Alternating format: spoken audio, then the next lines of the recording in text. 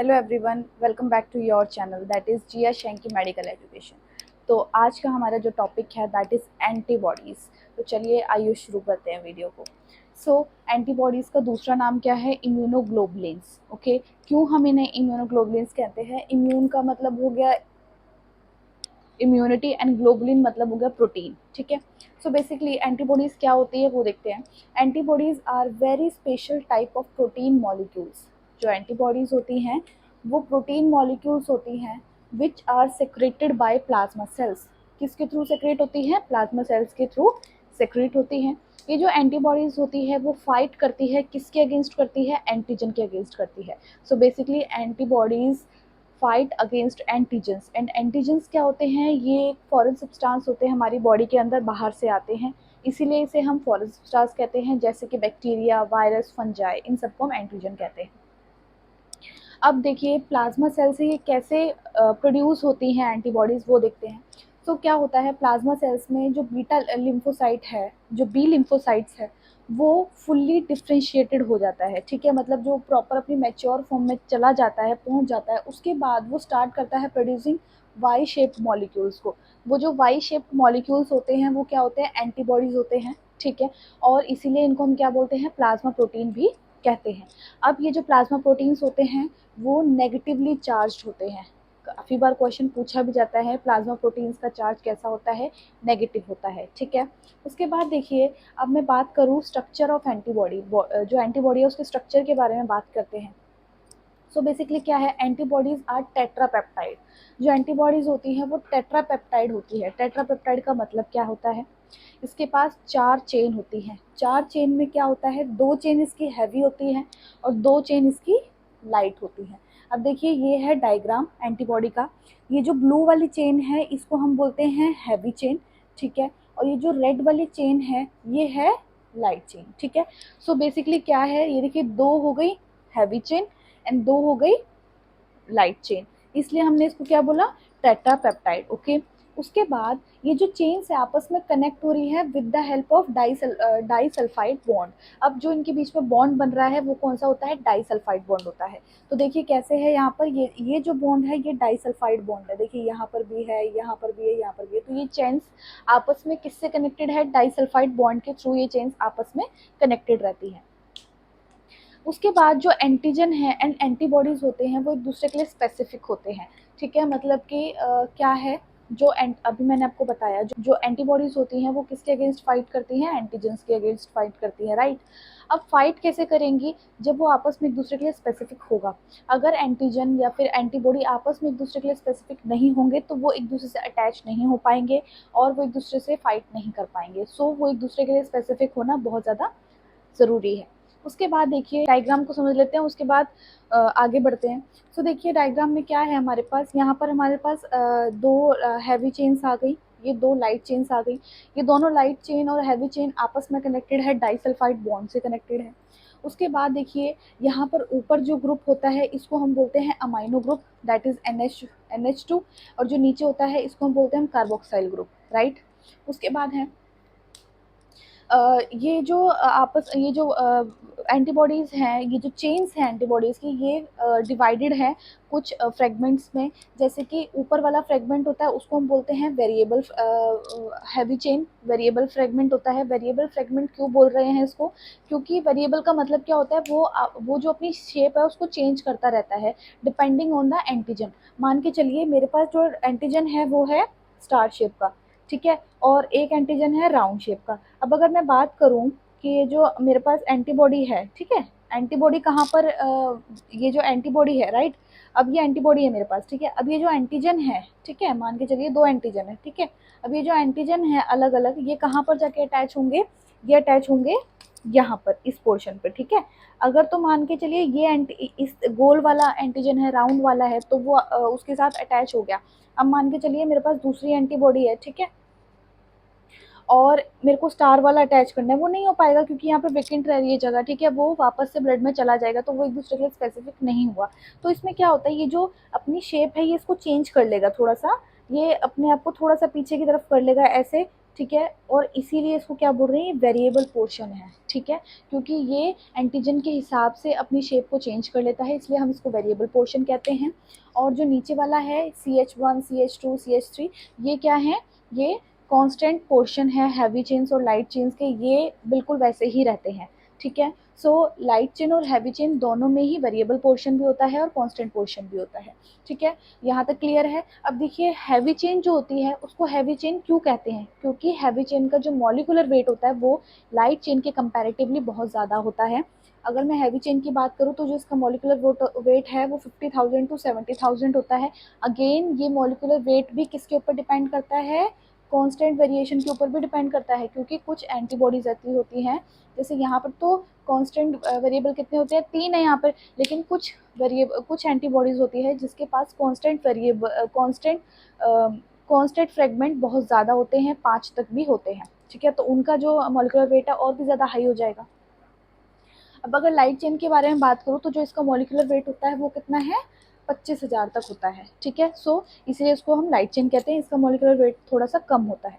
अब देखिए क्या है यहाँ पर जो इस चीज़ के एफ सी पोर्शन की बात कर रहे हैं, सबसे पहले देख लेते हैं कि ये थ्योरी कैसे फाइंड आउट हुई।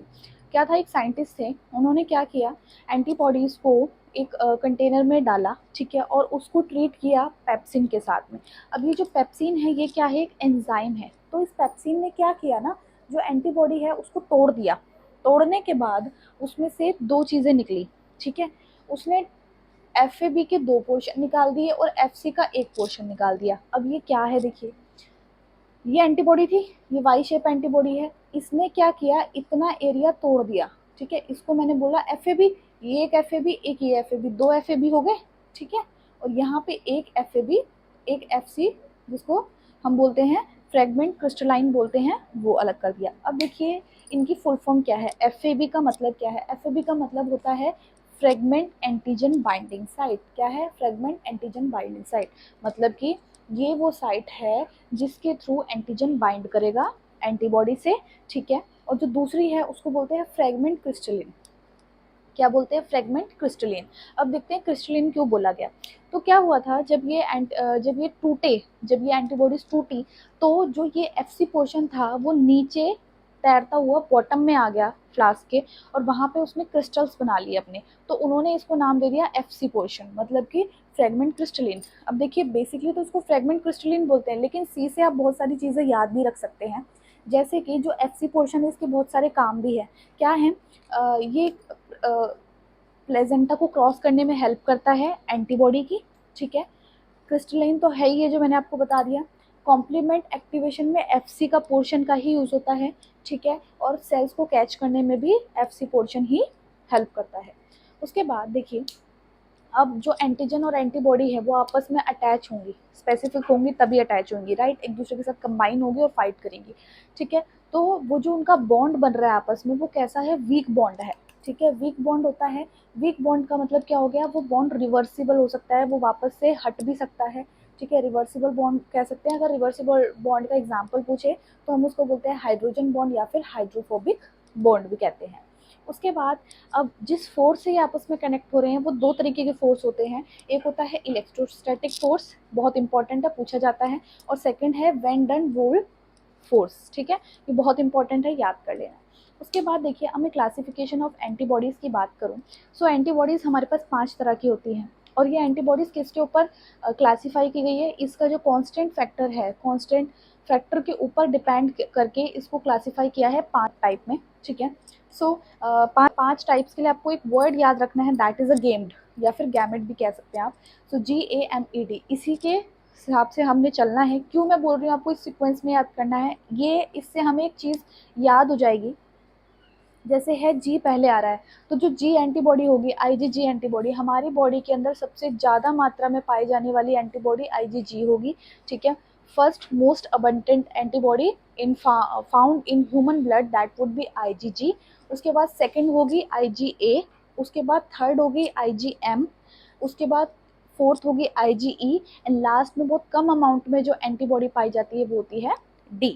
तो चलिए इनके बारे में, और साथ में एक जो गैमेट में जो साथ दो एंटीबॉडीज आ रही है, दैट इज मी, ठीक है। और आपको पता है इंसान बोले मी तो मैं ही सबसे ज़्यादा, तो उससे आप याद कर सकते हैं कैसे, जो मी है मतलब IgM और IgE, इनके अंदर जो कांस्टेंट फैक्टर है, कांस्टेंट फ्रेगमेंट है, उसकी जो हैवी चेन है उसके अंदर जो कांस्टेंट फ्रेगमेंट है वो 4 कांस्टेंट फ्रेगमेंट होते हैं, बाकियों के अंदर 3 कांस्टेंट फ्रेगमेंट होंगे, जो मैं यहाँ पे बात कर रही हूँ CH1 CH2 CH3, इसके अंदर 4 होंगे, CH1 CH2 CH3 and CH4। उसके बाद देखिए जो IgG एंटीबॉडी है इसके सब टाइप होते हैं, वो 4 होते हैं, IG1 IG2 IG3 IG4, और ए के कितने होते हैं, 2 होते हैं, IgA और IgA2, ठीक है। उसके बाद देखिए क्लासिफिकेशन ऑफ एंटीबॉडीज में अगर हम इनको डिटेल में पढ़ें तो सबसे पहले मैं जो एंटीबॉडी पढ़ने वाली हूँ वो that is a IgM। IgM क्यों बता रही हूँ, क्योंकि जो IgM होती है ये हमारी बॉडी में तीसरे नंबर पे सबसे ज़्यादा पाई जाती है, तीसरे नंबर पे अबंडेंट होती है हमारी बॉडी के अंदर। साथ में क्योंकि ये जो IgM एंटीबॉडी होती है, जो हमारी बॉडी के अंदर एंटीजन का इनोकुलेशन होता है, एंटीजन हमारी बॉडी के अंदर इन्वेड करता है, तो सबसे पहले जो एंटीबॉडी रिस्पॉन्स करती है वो IgM होती है, इसलिए हम सबसे पहले IgM पढ़ रहे हैं, ठीक है। So first antibody comes to respond antigen, antigen को रिस्पॉन्ड करने के लिए सबसे पहले जो एंटीबॉडी आती है that is IgM, and IgM antibody shows primary immune response, ये प्राइमरी इम्यून रिस्पॉन्स को शो करती है, क्योंकि सबसे पहले आएगी तो प्राइमरी इम्यून रिस्पॉन्स यही तो शो करेगी।